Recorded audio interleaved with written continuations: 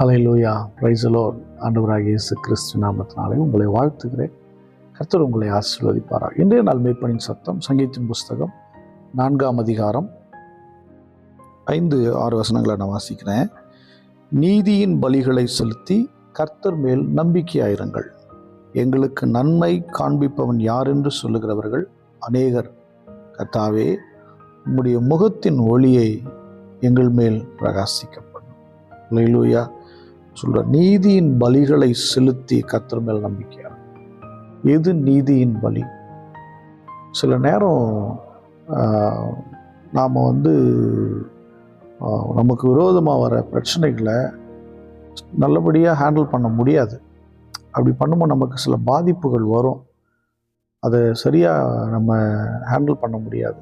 ஆனால் உங்களால் ஹேண்டில் பண்ண முடியாத விஷயத்தில் உங்களுக்கு பாதிப்பு வரும். அப்படிங்கிற சூழ்நிலையில் நீங்கள் நீதியை நிலைநாட்ட நீங்கள் செயல்பட்டிருப்பீங்கன்னா, அதனால் உங்களுக்கு நஷ்டம் வந்தால் கூட அந்த நஷ்டத்தை எல்லாம் பொறுத்துட்டு நீங்கள் நீதியில் வாழ்ந்தீங்க தெரியுமா? அதுதான் வேதம் சொல்லுது, அது நீதியின் பலியா. அப்போ நீதியை நிலைநாட்டுவதற்கு செய்த காரியங்கள், அதில் நஷ்டம் வந்தால் கூட அது நிலைநாட்டினாங்க தெரியுமா? அதுதான் நீதியின் பலி. அதான், ஏன்னா பலினாவே அர்ப்பணிப்பு தான் இல்லையா? சங்கீதம் 15 சொல்றார் பாருங்க, ஆகாதவன் அவன் பார்வைக்கு தீர்ப்பானவன், கர்த்தருக்கு பயந்தவர்களை கனம் பண்ணுகிறான். இது அடுத்தவர் இதை நோட் பண்ண வேண்டியது. ஆணையிட்டதில் தனக்கு நஷ்டம் வந்தாலும் தவறாது இருக்கிறான்.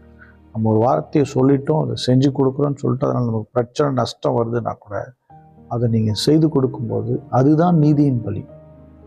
உங்கள் வார்த்தையில், உங்கள் செயலில், உங்கள் நடக்கையில் உண்மையாக இருந்தீங்க தெரியுமா? அதுதான் நீதியின் பலி. தான் சொல்கிறாரு, நீதியின் பலியை செலுத்திட்டு கர்த்தர் மேல் நம்பிக்கையா இருங்க. உங்களுக்கு அவங்க துரோகம் பண்ணியிருக்கலாம், உங்களை ஏமாற்றிருக்கலாம், உங்களுக்கு விரோதமாக எழும்பி இருக்கலாம், தனிப்பட்ட விதத்தில் விமர்சனம் வைத்திருக்கலாம், எதையோ ஒன்று செஞ்சுருக்கிறாங்க. நீங்கள் என்ன செய்யுங்க? நீதியின் பலியை செலுத்திட்டு கர்த்தர் பேரில் நம்பிக்கையா இருங்க. ஆண்டவர் எனக்கு செய்வார். சில பேர் சொல்லுவாங்க, எப்படி உங்களுக்கு நன்மை வந்துடும்? இல்லை, கர்த்தாவே உங்களுடைய முகத்தின் ஒளி எங்கள் மேல் பிரகாசம்.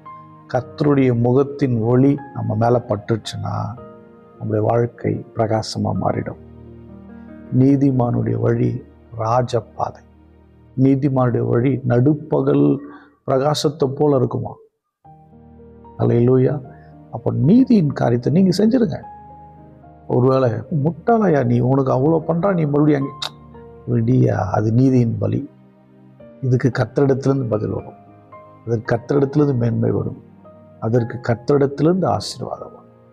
எதை பற்றியும் கவனிக்காதீங்க, எதையும் பார்த்துடாதீங்க, எதையும் யோசிச்சிடாதீங்க. கர்த்தர் உங்கள் வாழ்க்கையில் அற்புதம் செய்வார். ஸ்தோத்திரம் பண்ணுவோமா? ஸ்தோத்திரம் ஆண்டவரே, ஸ்தோத்திரம். எங்கள் நீதியின் பலிகள் நாங்கள் செலுத்த எங்களுக்கு கிருபை தாங்கப்பா. ஸ்தோத்திரம், ஸ்தோத்திரம். உங்களை தான் பார்க்க முடியும், நாங்கள் யாரை பார்க்க முடியும்? உங்கள் முகத்தின் ஒளியை எங்கள் மேல் பிரகாசிக்கப்படும். ஸ்தோத்திரம், ஸ்தோத்திரம்.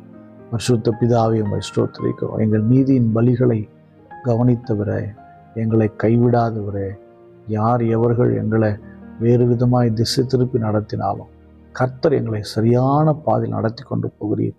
எங்களுடைய இருள் மாறும், எங்கள் பிரச்சனை மாறும், எங்கள் போராட்டம் மாறும், இதை பார்க்கிற பிள்ளைகளுடைய பிரச்சனை மாறும்.